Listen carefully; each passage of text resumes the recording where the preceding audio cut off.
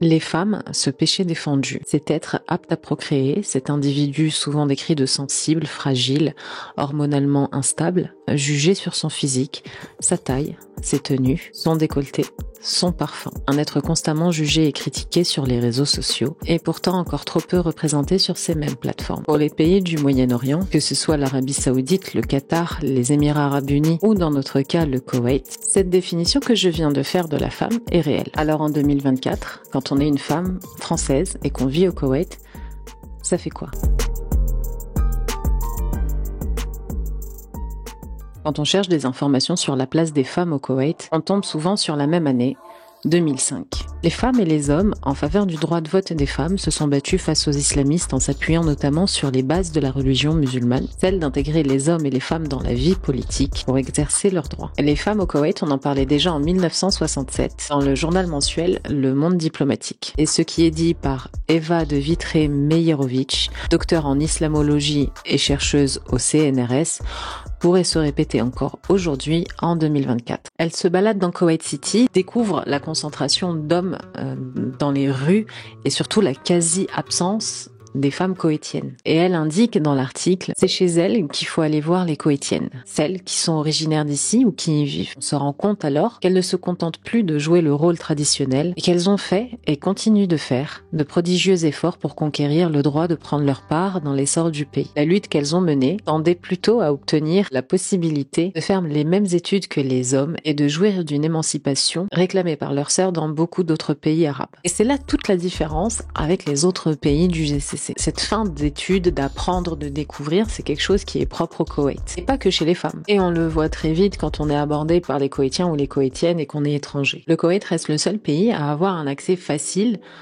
aux gens. Et comme je suis pas claire, on va faire un petit dessin. Dans les autres pays, prenons le cas notamment des Émirats Arabes Unis, il faut l'admettre, on a très peu d'expatriés qui se mélangent au quotidien, qui côtoient au quotidien la communauté locale des Émiratis. Et je dis pas ça au niveau professionnel, mais bien au niveau personnel, des gens qui vont se retrouver, des dîners, des soirées, des événements entre eux, Émiratis et étrangers. Les codes là-bas sont connus, chacun sa place. Et comme on le voit ces dernières années avec les expats, notamment français ou américains, qui dominent un peu les réseaux sociaux, les expats restent entre eux. Je dirais même que certaines personnes aux Émirats, enfin certains locaux aux Émirats, ont un peu plus d'ouverture d'esprit. Ils ont envie de présenter, de mettre en avant leur pays, et les interactions restent limitées. Alors qu'au Koweït, et c'est mon avis personnel, ça n'engage que moi, et je le dis en fonction de mon expérience ici depuis bientôt 14 ans, les relations entre les Koweïtiens et les étrangers est beaucoup plus simple. Elle est beaucoup plus directe. Les gens n'hésitent pas à se côtoyer. Moi, autour de moi, j'ai des amis koweïtiens. J'ai des amis koweïtiennes. Je travaille entourée quasiment que de Koweïtiens. Les relations entre les Koweïtiens et les étrangers sont plus homogènes, plus équilibrées, que ce soit avec les hommes ou avec les femmes. Alors, pourquoi ?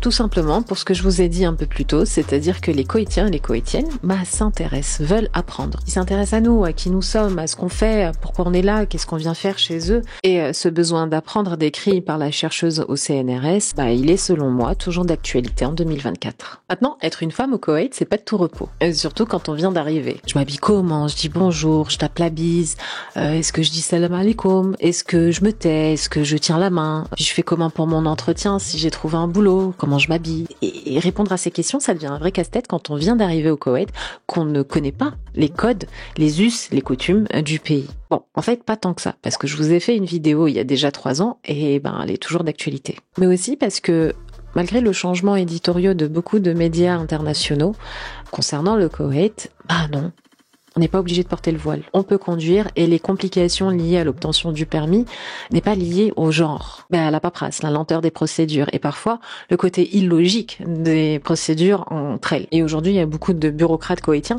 qui se penchent sur la question justement pour essayer de trouver des solutions afin de simplifier les procédures au maximum, avec notamment la mise en place de plusieurs applications, de plusieurs choses à faire en ligne, de digitalisation de documents, etc. Et non, la place de la femme quand on est au Koweït, elle est loin de la cuisine, sauf si vous kiffez. Et en réalité, les défis en tant que femme koweïtienne et en tant que femme française sont assez similaires. Petit tour sur nos droits en France avec une étude menée par l'Organisation internationale du travail. Être une femme en France est le premier critère de discrimination. Premier mot pour définir la femme dans la société française, c'est le mot discrimination. Ça tire à balles réelles avant même de lire l'article complet. 31% des femmes victimes de discrimination à l'emploi dans le public contre 29% dans le privé. Quasiment une femme discriminée sur deux est discriminée par sa hiérarchie, majoritairement masculine. Le Haut Conseil pour l'égalité entre les hommes et les femmes en France a rendu public en janvier 2023 une étude sur la situation et elle s'est aggravée. Malgré les messages forts, notamment sur les réseaux sociaux de beaucoup de femmes, tout secteur, tout âge, toute origine confondue, le sexisme perdure, les cas de harcèlement se multiplient et beaucoup de femmes l'admettent, la situation s'aggrave. Alors maintenant, qu'est-ce qu'il en est au Koweït? J'en ai parlé dans une précédente vidéo, les femmes au Koweït ont également leur MeToo et elles n'ont pas attendu l'autorisation patriarcale pour dénoncer les faits de harcèlement, pour manifester dans les rues et pour parler librement des choses qui ne leur conviennent pas, qu'elles soient koweïtiennes ou vivant au Koweït. Le mouvement a été porté au Koweït par plusieurs influenceuses koweïtiennes, dont Asia, qui derrière ses tatouages et ses tenues un peu fashion week, a partagé une vidéo montrant le harcèlement, notamment sur les routes.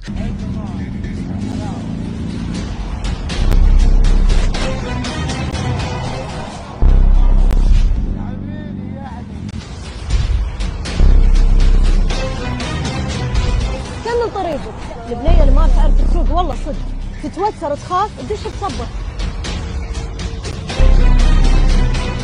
ودي اشوف يوم ان ادخل سيارتي ومو على طرق. ودي اشوف يوم وانا داشه الفريج حق بيتي ما اطالع بالمرايه عشان اتاكد ان في واحد قاعد يلحقني ولا للحين ولا ما ادري. تحرش صح التحرش اي والله صح التحرش مضبوط. احد ميت.